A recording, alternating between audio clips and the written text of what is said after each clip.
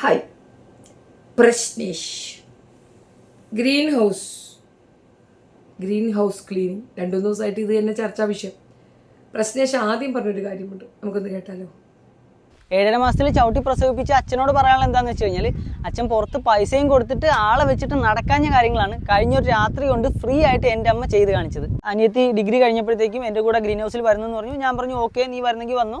ഇതിനകത്തുനിന്ന് ഞാൻ സോഷ്യൽ മീഡിയയുടെ കാര്യങ്ങളും സോഷ്യൽ മീഡിയയിൽ എങ്ങനെയാണ് നമ്മുടെ കാര്യങ്ങൾ സംസാരിക്കാനുള്ള കോൺഫിഡൻസ് ഉണ്ടാക്കേണ്ടതെന്നൊക്കെ പഠിപ്പിച്ചു തരാമെന്ന് പറഞ്ഞു. അതൊക്കെ ഞാൻ പ്രോപ്പറായിട്ട് തന്നെ സെറ്റ് ചെയ്തു. പഠിക്കാനും പോകാണ്ട് പണിയെടുക്കാണ്ട് വീട്ടിൽ കുത്തിയിരുന്ന് അപ്പുറത്തും ഇപ്പുറത്തൊക്കെ ഉള്ള ബോയ്സിനെ ഫോൺ വിളിച്ചിരുന്ന അനിയത്തിക്ക് ഞാൻ പറഞ്ഞു, ഇടി ഇങ്ങനെ ഇരുന്നിട്ട് കാര്യമൊന്നുമില്ല, നിനക്ക് ഇഷ്ടമുള്ള കാര്യങ്ങൾ ചെയ്തോ, പക്ഷേ അതിൻ്റെ കൂട്ടത്തിൽ നിന്റെ കാലിൽ നിന്നിട്ട് വേണം നീ ഓരോ കാര്യങ്ങൾ ചെയ്യാൻ. അതായത് സ്വന്തം കാലിൽ നിൽക്കാൻ ആദ്യം പഠിക്കുക, അല്ലെന്നുണ്ടെങ്കിൽ ജീവിതത്തിൽ രക്ഷപ്പെടാൻ പോകില്ല എന്ന് പറഞ്ഞപ്പോഴത്തേക്കും ഞാൻ അനിയത്തിയെ കണ്ടുകൂടാത്തവനായി, ഞാനിപ്പോൾ അമ്മയെ കണ്ടുകൂടാത്തവനായി, അതുപോലെ അമ്മയ്ക്ക് ഞാൻ പ്രശ്നേഷായി, ഞാൻ എൻ്റെ ഭാര്യയെ കല്യാണം കഴിച്ചോടുകൂടി മാറിപ്പോയി. പണ്ട് എൻ്റെ അച്ഛനൊരു എക്സ്ട്രാ മാരിറ്റൽ അഫെയർ തുടങ്ങിയ സമയത്ത് എൻ്റെ അമ്മയ്ക്ക് ഒരുപാട് ബുദ്ധിമുട്ടായ സമയത്ത് അമ്മ എനിക്ക് സംസാരിച്ചു ഇതിനെങ്ങനെയും ഒരു സൊല്യൂഷൻ കണ്ടെത്താനായിട്ട്. അങ്ങനെയാണ് ഞാൻ അച്ഛൻ്റെ കാര്യത്തിൽ ഇടപെട്ട് കാര്യങ്ങളൊക്കെ ഡീൽ ചെയ്യാൻ നോക്കി. അങ്ങനെയാണ് അച്ഛൻ കാളാത്തെന്ന് പറയുന്ന സ്ഥലത്ത് നിന്ന് ഒരു ഗുണ്ടയും കൊണ്ട് വീട്ടിലോട്ട് വന്നത്. പക്ഷേ അന്ന് ഞാൻ കുറച്ചുകൂടെ കണ്ണിങ് ആയതുകൊണ്ടും അച്ഛനുമായിട്ട് ഭയങ്കര ഇമോഷണൽ ബോണ്ട് അല്ലാത്തതുകൊണ്ടും എൻ്റെ ആരോഗ്യം നോക്കി നിന്നു. അന്ന് അടിയൊന്നും കിട്ടാണ്ട് രക്ഷപ്പെട്ടു. പക്ഷേ അമ്മയെടുക്കൽ എനിക്കൊരു ഇമോഷണൽ കണക്ഷൻ കൂടുതലായതുകൊണ്ട് കഴിഞ്ഞ ദിവസം അമ്മയും അനിയത്തിയും കൂടെ എന്നെ വീട്ടിലോട്ട് വിളിച്ചിട്ട് അവിടുന്ന് ആളെയൊക്കെ വെച്ച് കൂട്ടി അങ്ങനെ അപ്പുറത്തും ഇപ്പുറത്തുള്ള ഗുണ്ടന്മാരും ഗുണ്ടികളൊക്കെ കൂടെ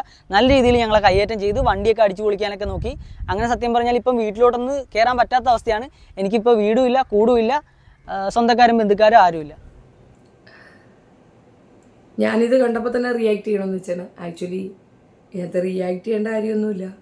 വീട്ടിൽ ചെറിയ അലശണ്ടായിൽ അങ്ങോട്ടും ഇങ്ങോട്ടുമുള്ള ഗുസ്തിയിൽ പെങ്ങളെ പറയണ കാര്യമാണ്. ജയിക്കാൻ വേണ്ടി നമ്മൾ ഏത് എക്സ്ട്രീമിലും പോകും. ഈ ചെറുക്കന് പണ്ടേ ഒരു കിളി പോയതാ, ഒരുമാതിരത്തെ വർത്താനാണ്. ഞാൻ പലപ്പോഴും വിചാരിച്ചിട്ടുണ്ട് ഇവനെ വീട്ടുകാരെങ്ങനെ സഹിക്കണം. ഇന്നിപ്പോൾ ബോധ്യമായി, അവർ സഹിക്കുകയായിരുന്നു എന്നുള്ളൊരു തെളിവാണല്ലോ ഈ വർത്തമാനം. ഇതിനെ തുടർന്ന് കുറേയധികം പേര് ഈ പെങ്ങളുടെ വോയിസ് എടുത്ത് പ്ലേ ചെയ്യുന്നുണ്ട്. പെങ്ങളൂട്ടി സഹോദരനെ കുറ്റം പറയുന്നുണ്ട്, കുറേ ബുദ്ധിമുട്ടുകൾ പറയുന്നുണ്ടെങ്കിലും ഇജാതി അവൻ്റെ ലൈഫിനെ ബാധിക്കുന്നതാണെന്നുള്ള വൾഗാരിറ്റി പറയുന്നില്ല. പക്ഷേ ഈ ബ്രദർ ആ പെങ്കൊച്ചിനെ പറ്റി വളരെ മോശമായിട്ടാണ് പറയുന്നത്. ഒരുപാട് കാര്യം ഇവൻ മുമ്പ് പറഞ്ഞിട്ടുണ്ടായിരുന്നു. സത്യത്തിൽ ഇവൻ ഇത്രയും റീച്ച് കിട്ടിയതും ഇവനെ ആളുകൾ കാണാൻ തുടങ്ങിയതും ഒക്കെ ഒരു കഷ്ടപ്പെടുന്ന പയ്യൻ. എഡ്യൂക്കേഷൻ ക്വാളിഫിക്കേഷൻ വെച്ചിട്ട് വൈറ്റ് കോളർ ജോബിന് വേണ്ടി വെയിറ്റ് ചെയ്യാതെ ഇങ്ങനെ ഒരു തൊഴിൽ അവൻ സ്വീകരിക്കുകയും അതൊരു നല്ല തൊഴിലാണെന്നുള്ള രീതിയിൽ ആളുകൾക്കൊരു പ്രചോദനം കൊടുക്കുകയും ചെയ്തു. സത്യം പറഞ്ഞാൽ ഈ പ്രശ്നേഷനെ തുടർന്ന് ഒരുപാട് പേര് ഈ തൊഴിലെടുത്തിട്ടുണ്ട്. അതിൽ സക്സസ്സുമാണ് അവർ. കാരണം ക്ലീനിങ് എന്ന് പറയുന്നത് ഒരു വലിയ ടാസ്ക്കാണ്. ഇപ്പം മിക്ക വീടുകളിലും എല്ലായിടമൊന്നും എല്ലാവർക്കും പെർഫെക്റ്റായിട്ട് ചെയ്യാൻ കഴിയാറില്ല. പക്ഷെ ഇപ്പോൾ അത് നല്ലൊരു തൊഴിലായിട്ട് ഏറ്റെടുത്തിട്ട് ഗ്രൂപ്പ് ഓഫ് പീപ്പിൾ അവർക്ക് ഒരുപാട് രീതിയിൽ അത് ബെനിഫിറ്റ് കൊടുക്കുന്നുമുണ്ട്. അങ്ങനെയുള്ള ഒരു നല്ല തൊഴിൽ അവൻ ചെയ്തു. നാട്ടുകാർക്കൊക്കെ അത് ഫേവറായി.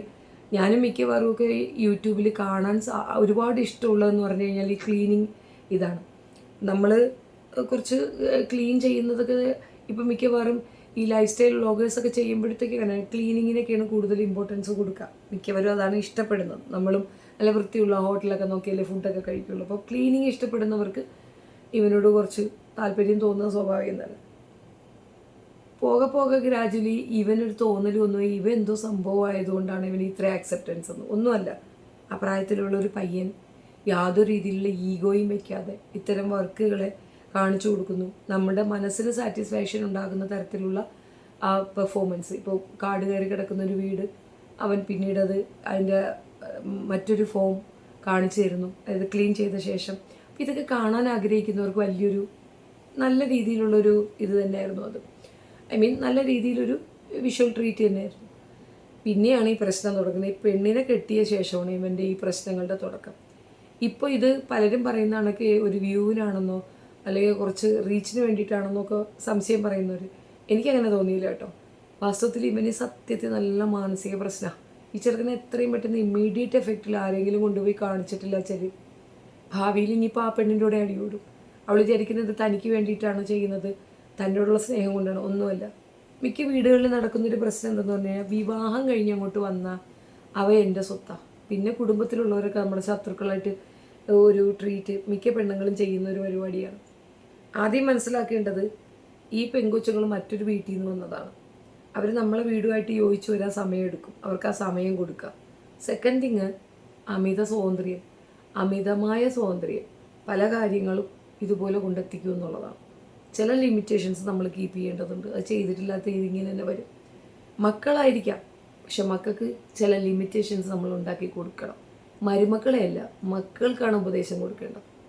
ആ അമ്മ താളം തെറ്റി വഴി പഴിച്ചത് ഈ മകൻ്റെ കാര്യത്തിലാണ്. ചെറുക്കൻ വീറും കൂറയാണെന്നുള്ളൊരു തെളിവാണ് പെറ്റ തള്ളയെ അവരധിക്കുന്നിരുന്നുണ്ട്.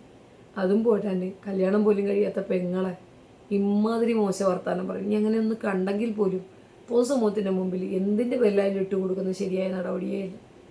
അടിയും ബഹളവും കുത്തും വഴക്കും ഒക്കെ നടന്നു എന്നൊക്കെയാണ് കേൾക്കുന്നത്. സത്യത്തിൽ ആ പെങ്ങൾ ഇവനെടുത്ത് കെട്ടിയിടാതിരുന്ന ഭാഗ്യമെന്ന് എനിക്ക് പറയുന്നത്. അമ്മാരി അറാൻ പറഞ്ഞ ചെറുക്കനാണെന്നാണ് എനിക്ക് കണ്ടപ്പോൾ മനസ്സിലായത്. ഈ വിഷയത്തിൽ എൻ്റെ അഭിപ്രായം ഇതാണ്. ഇത് ഞാൻ വാട്സപ്പിൽ ഒരാൾ എനിക്ക് അയച്ചു തന്നിട്ട് റിയാക്ട് ചെയ്യുമെന്ന് ചോദിച്ചതുകൊണ്ട് ചെയ്തതാണ്. സത്യത്തിൽ ഈ ഫാമിലി ഇഷ്യൂവിൽ നമ്മൾ വല്ലതും പറഞ്ഞാൽ കൂടിപ്പോകും. ആ കുടുംബത്തിൻ്റെ ഏറ്റവും സ്വകാര്യതയാണ് അത് പബ്ലിക്കിൽ കൊണ്ടുവന്നിട്ട് ക്യാഷാക്കാൻ ശ്രമിച്ചത് അവൻ തന്നെയാണ്. അതുകൊണ്ടാണ് മറ്റുള്ളവർക്ക് അതെടുത്ത് റിയാക്ട് ചെയ്യേണ്ടി വരുന്നത്. അത്തരം റിയാക്ഷൻ നല്ലതാണെന്ന് വെച്ചാൽ എനിക്ക് അഭിപ്രായമില്ല, പക്ഷെ എന്നാലും പറയുന്നതാണ്. ഇതിൽ പൂർണ്ണമായി ആ ചെറുക്കനാണ് തെറ്റുകാരൻ.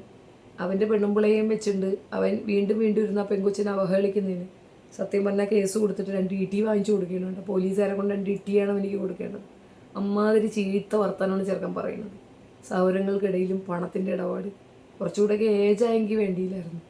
സഹോദരങ്ങൾ തന്നെയല്ലേടാ, ഒരു ചോര തന്നെയല്ലേ. ആ അമ്മയും പഴയുന്നതൊക്കെ കേട്ടാൽ ഇവനെ പെറ്റതിന് ആ തള്ള കയറി ചത്തുകളയണം. അങ്ങനെയൊക്കെയാണ് എനിക്ക് പറയാൻ തോന്നിയത്. നിങ്ങളുടെ അഭിപ്രായം കമൻറ്റ് രേഖപ്പെടുത്തുക. വീഡിയോ ഇഷ്ടപ്പെടുകയാണെങ്കിൽ ലൈക്ക് ചെയ്യുക, ഷെയർ ചെയ്യുക and subscribe my channel. Thank you.